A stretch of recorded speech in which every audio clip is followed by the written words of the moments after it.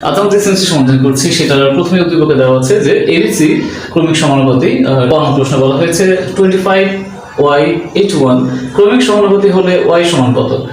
তো আমরা জানি যে এবিসি ক্রমিক সমানুপাতি হলে বি স্কয়ার সমান এসি হয়, এটা আমরা পূর্ববর্তী ক্লাসে শিখেছিলাম।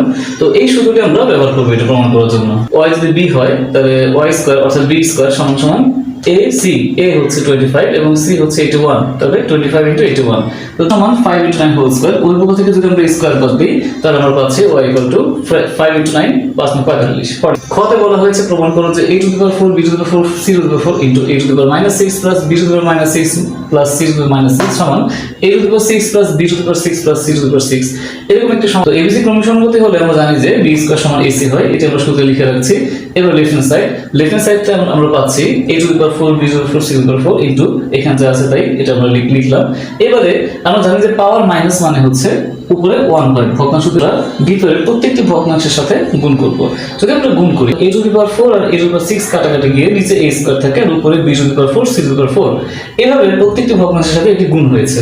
কাটাকাটি যাওয়ার পর যা থাকে তা আমরা এখানে লিখেছি। এবারে যেখানে আমরা b স্কয়ার পাবো সেখানে ac বসাবো, বা যেখানে ac পাবো সেখানে b স্কয়ার বসাবো। এটিকে আমরা প্রমাণের সুবিধার্থে সূত্র লিখেছি।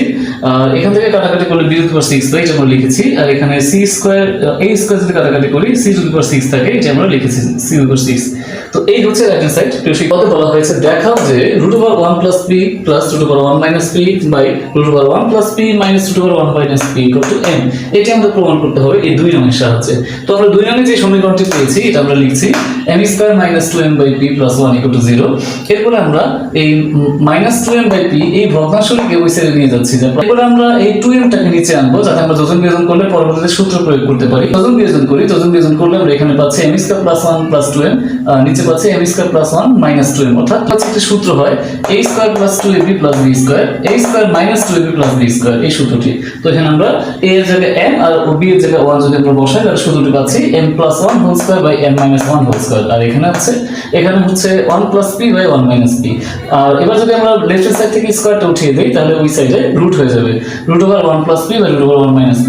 এরপরে এটিকে আবার যোজন বিয়োজন করলে আমরা আমাদের যা বের করতে বলা হয়েছে এটা আমরা ডান পক্ষে পেয়ে যাব, আর বাম পক্ষে 2m/2 পাবো। তো এখান থেকে 2 যদি আমরা কাটাকাটি করি তাহলে m এর মান পাই, অর্থাৎ যা আমরা প্রমাণ করতে বলা হয়েছে যে √1 + p + √1 - p by √1 + p - √1 - p। এই হচ্ছে প্রমাণ। তো